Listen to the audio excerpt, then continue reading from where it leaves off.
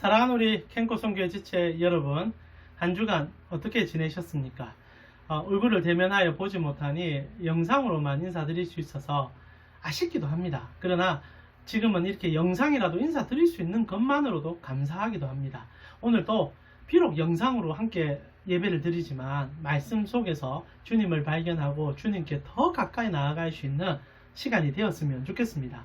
오늘은 여호수아 7장 살펴보고 싶습니다. 여호수아 7장 1절에서 9절 말씀, 여호수아 7장 1절에서 9절 말씀, 언제나 그리하듯 말씀 꼭 읽어보시고요. 함께 본문 속으로 여행을 떠나보았으면 좋겠습니다. 먼저 한번 영상 중지하시고요. 본문 읽어보도록 하겠습니다. 한번 읽어보시죠. 다 읽어보셨습니까? 종이 있습니다. 종이 있는데 여러분의 생각에 종이 자유민이 되려면 어떤 방법이 있을까요? 노예라고 얘기합시다. 노예가 자유민으로 회복되려면 어떤 방법이 있을까요? 실제로는 두 가지 방법이 있습니다. 첫 번째는 그 노예가 자기가 노예가 되었던 그 빚, 청산하기 힘든 그 빚을 본인이 갚아내면 자유민이 될 수 있을 것입니다. 그러나 노예라는 것은 주인에게 종속되어 있는 몸 아닙니까? 결국 노예가 벌어들이는 모든 수입까지도 주인의 것입니다. 결국 이 말은 노예가 노예의 삶에서 벗어날 수 없다는 얘기와 같아지겠죠. 한 가지 방법이 있다면 누군가가 그 노예의 모든 인생의 빚을 다 갚아준다면 그 노예가 풀려날 일은 있겠지만 어느 누가 자기의 금전적 손해를 보며 전혀 상관없는 노예를 풀어주겠습니까? 물론 주인이 흔쾌히 풀어준다면 괜찮겠지만 그런 일이 없다고 생각하고요. 노예가 자력적으로 자기의 신분에서 벗어나려면 빚을 갚아야 되지만 그것은 사실 불가능하죠. 그러면 두 번째 방법이 있습니다. 그 노예가 생이 끝나면 노예의 삶에서 끝날 것입니다. 죽으면 벗어나요. 죽으면 끝나버립니다. 그러나 이 두 가지 방법 다 노예가 할 수 있는 방법이 아니니 벗어날 길은 아니다라고 생각합니다. 실제로 우리가 죄의 종으로 살아갈 때 그리스도께서 우리를 구원하신 것이 이 두 가지 방법을 만족시키는 구원이었었습니다. 저희가 저번 주에 복음의 핵심에 대해서 짤막하게 나누었는데요. 그리스도께서 우리 가운데 오신 것은 우리가 죄의 종이 되었던 것을 그의 몸값으로 대신 치를 뿐 아니라 그분이 우리 대신 죽어주심으로 모든 죄의 뿌리를 잘라내시고 새로운 피조물 삼아주신 게 그리스도께서 이 땅에 십자가에 달리시며 무덤에 안장되시고 부활하신 그 사건이라는 겁니다. 십자가의 은혜 가운데는 하나님의 은혜만이 존재할 뿐이죠. 그런데 만약 오늘 본문 속에 들어가면서 하는 얘기인데요. 만약 누군가가 그런 은혜의 행동이 시행되고 있는데 나를 사랑하시는 하나님이 내 대신 인간이 되어 오셔서 나의 모든 죄값을 치러주고 있는데 그 치러주는 그 값을 보면서 욕심이 생겨서 내 몸값인 줄 알면서도 그 돈을 훔쳐버린다면 어떤 일이 생길까요? 좀 쉽게 정리해볼까요? 누군가가 나를 종에서 자유하게 해주기 위해서 거금을 가져오고 있습니다. 그리고 주인 앞에 가서 그것을 갚아줌으로 나를 자유민 삼아주려고 하는데 내가 미리 그 사실을 알고 돈 욕심에 그렇게 가져오는 그 사람의 돈을 내가 강탈해서 내 것을 삼아 도망가 버렸다면 그는 어떤 사람이 될까요? 실제로 오늘 본문의 아간이 그런 죄악을 저질렀다는 겁니다. 사랑하는 우리 캠코송교회 지체 여러분, 대부분 오늘 본문은 아간의 설교를 들으시면서 하나님의 것을 도둑질하지 말라라는 얘기로 아마 설교를 듣든지 성경 공부를 하셨을 것 같아요. 저도 저희 청소년 시절에 가장 보수적인 교단에서 성장을 했었습니다. 그때 저에게 두 가지 핵심적인 가르침이 있었는데 목사님께서 한 가지, 주의 성수는 목숨같이 지켜라.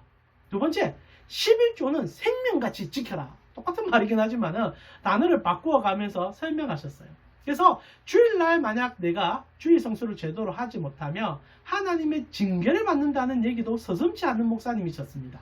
그래서 11조 제대로 못하면 하나님께서 결정적일 때 나의 재정 가운데 그 11조를 가져갈 날이 올 것이다. 그리고 내가 하나님 앞에 시간을 들이지 못한다면 내 인생에 가장 중요할 때 그 시간을 빼앗아갈 줄도 모른다. 그래서 하나님 앞에 주의 성수 잘하고 11조 생활 잘해라. 이렇게 얘기하는 교회에 제가 앉아 있었습니다. 얼마나 무서웠는지 몰라요. 철저하게 11조 했고요. 철저하게 주의 성수를 했었습니다. 근데 이게 정말 옳은 걸까요? 오늘 저희가 함께 읽었던 아간의 본문을 우리는 그런 식으로 이해할 때가 많다는 거죠. 실제로 아간의 문제만이 아닙니다. 아간과 거의 흡사한 일이기도 한데요. 신약 성경의 사도행전에 보면 아나니아와 삽비라 부부가 나오죠. 그들이 모든 전 재산을 팔아서 교회에 헌납하는데 일부를 숨겨놓고 전부라 말하는 일이 있지 않습니까? 그러자 하나님께서 그를 징계하여 죽이십니다. 그리고 아내가 들어올 때도 아내도 같은 거짓말하다가 그 문턱을 넘다가 죽게 됩니다. 여러분, 이 아간의 죄악과 이 아나니아의 죄악을 여러분 이해가 되십니까? 그러다 보니 교회에서는 하나님 앞에 헌금생활 그리고 하나님의 것을 도둑질하며 이런 죄악을 저지른 자가 되고 정말 생명으로 갚을 줄도 모른다는 급박에 가까운 얘기들을 하는 경우들이 있죠. 그러나 절대 그렇게 해석해서는 안 됩니다. 오늘 아간의 범죄는 하나님께서 이루시는 구원 사역 가운데서 이해할 필요가 있다는 거죠. 여러분, 먼저 결론적으로 11조 온전하게 하지 못한다여 하나님이 여러분을 찾아가 그 돈 뺏어가는 유치한 분이 아닙니다. 우리가 주의 성수라 부르는 일요일을 제대로 섬기지 못했다여 하나님이 내 인생에 가장 중요할 때 시간을 뺏어가는 그런 못된 분이 아닙니다. 하나님은 우리 아버지세요.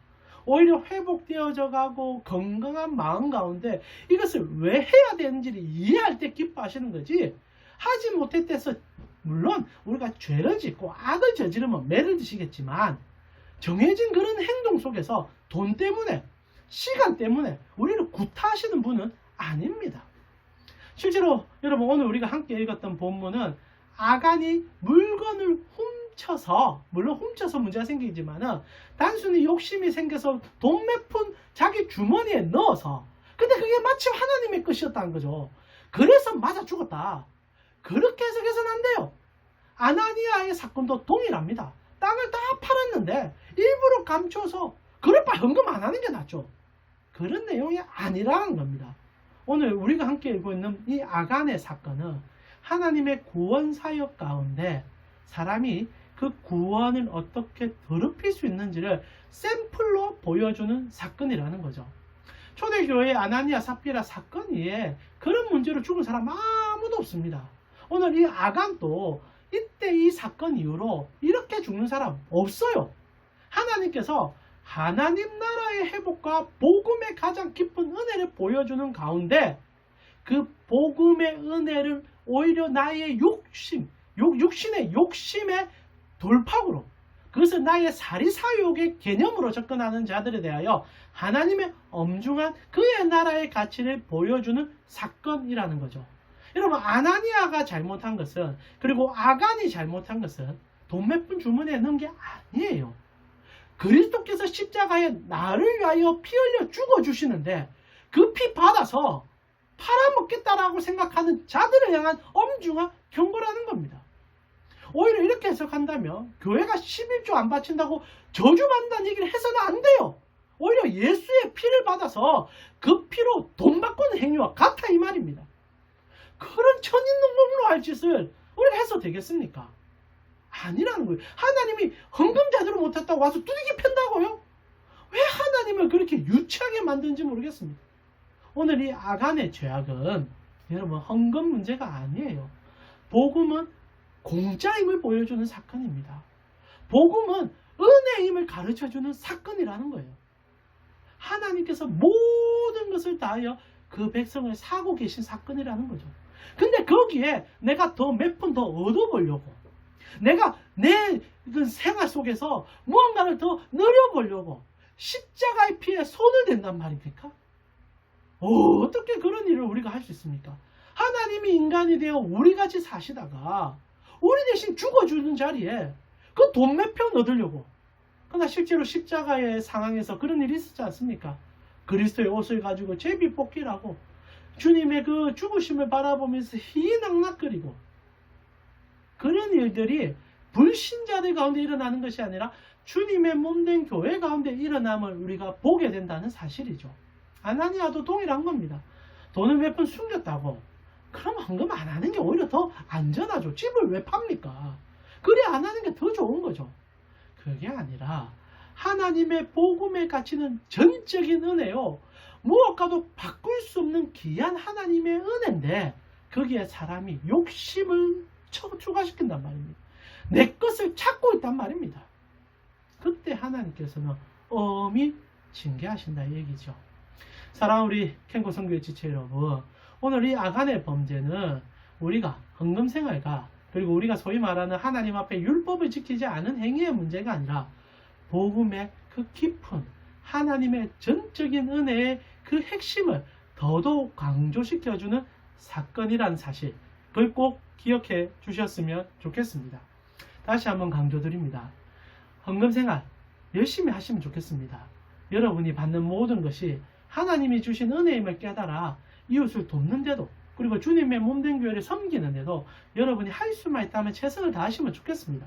그러나 그 모든 생각에 혹시나 내가 하나님 앞에 이것을 드린다면 내가 혹시나 부자 되는 것 아닐까? 아니면 오히려 반대적으로 내가 하나님 앞에 이것을 못 드린다면 하나님이 나를 징계하지 않을까? 그러면 안 하는 게 낫습니다. 아나니아가 안 했으면 더 나았을 것입니다. 그런 마음으로 주님의 교회를 섬기지 마십시오. 하나님의 교회는 사랑으로 시작해서 사랑으로 끝나야 됩니다. 시작도 사랑이요, 중간의 결과도 사랑이요, 마지막 결론도 사랑이라 이 사실입니다.